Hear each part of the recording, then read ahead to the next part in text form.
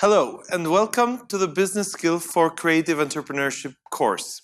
My name is Dr. Enrique Romida. I am a senior lecturer at the University of Birmingham. I teach entrepreneurship and innovation, and this is a project funded by the British Council as part of the Creative Spark, the Higher Education Enterprise Program. The first lecture is starting a creative business. So, how do we start? How do we relate our creativity in arts and other areas with business creativity? Let me give you one example. Here is a national design used in Kazakhstan for artwork and part of your traditional culture. But this is shared, this is common, this is art.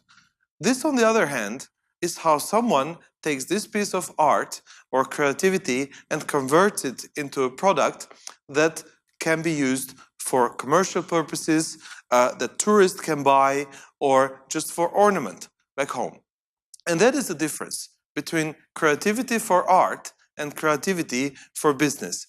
Taking something and using it in another way. So creativity is everywhere. It can be used in art and it can be used in business. And the purpose of this course is to try to bring the two together and help you see how what you already do can be applied in other areas and hopefully also help you work with each other better together. So, the content of this first lecture is about three things. First, generating creativity. How can we be more creative? The second point is about business opportunities. And the third is about the business model canvas, how we can organize it all together. So, the first part, creativity generation.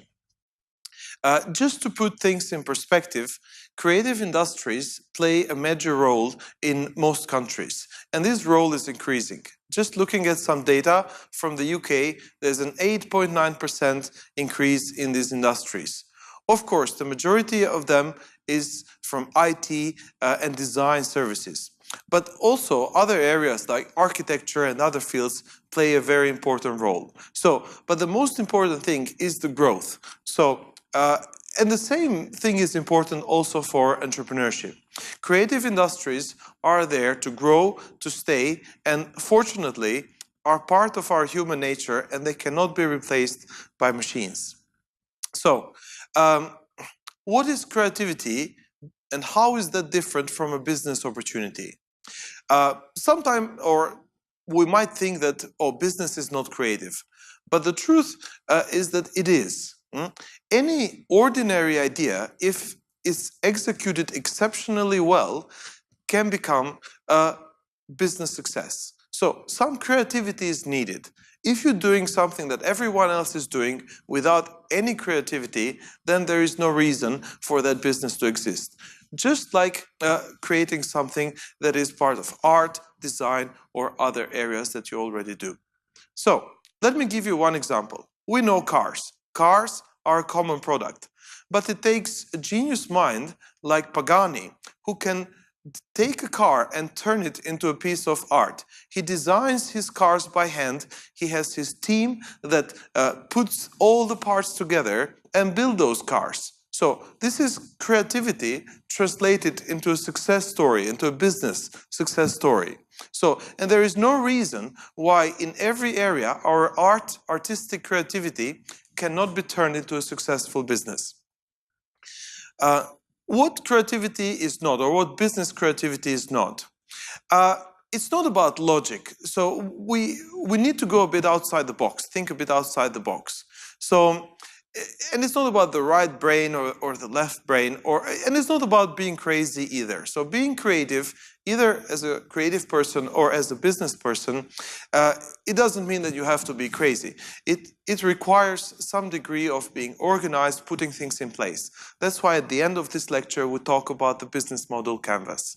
So structures are needed and some brainstorming and teamwork is needed as well. So, how creative are you? Or how are you creative? Maybe you have never thought about it. If you can, pause the video and take some time to take this test. Testmycreativity.com. At the end, it's a questionnaire. At the end, you will be given a picture compared to other people, just to have an idea how creative you are. In no matter what area you are working on, this test will give you that big perspective. And you can think about it. What are the tools that can help us become more creative? There are quite a number of them, but I wanted to mention only 3 here.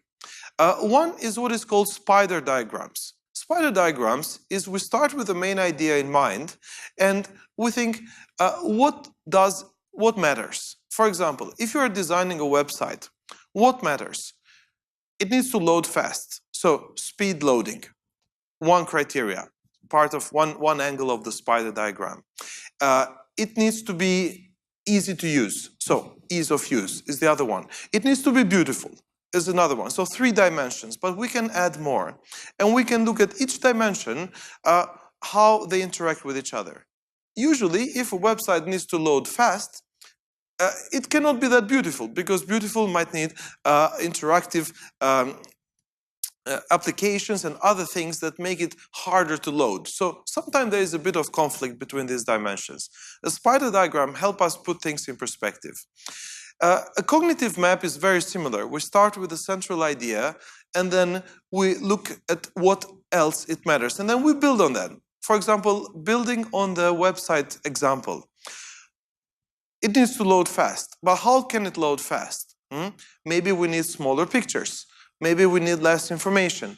Maybe we don't need other like Flash applications, for example. But okay, if we must have Flash applications, how can they be? And we keep on building branches to those bigger branches. We build smaller branches of ideas, and we create a map, a mind map. A third element is laddering. We start with the basics, and then we build on it. So it needs to load. For example, for the website, it needs to work. It needs to the parts, or it needs to be easy to navigate. So, and we build on it until we refine it to the things that are maybe harder to achieve in the beginning, and maybe not that essential.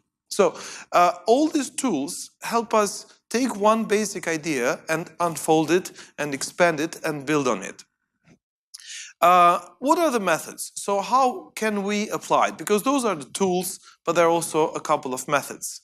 One is brainstorming. Brainstorming is what we do when we share ideas with others. There is a basic rule in brainstorming. No judgment, and the more idea, the better. A second example is the Delphi interactive study forecast. It's used for forecasting. In the past, it was the Temple of Delphi in Greece where people used to go for advice. What it actually means is you go and ask an expert. You take your creative ideas or any ideas to an expert, you get some feedback, you come back, you work on it, you go back to the expert. The third is lateral thinking. Thinking differently. For example, if you try to connect those 9 dots, by staying within the 9 dots, you cannot, with 4 straight lines, without lifting the pen. You need to go outside, like in the second example. And that is lateral thinking. It requires you to think out of the box. And we can use the same logic in every area. In your creative work, how can you make a piece of work you're working on more beautiful, more original, to have a higher impact, to stand out from the crowd, and in the same way, how you can make a business more competitive. Edward de Bono, on the other hand, is just another method. We can look at the same problem from 6 different perspectives.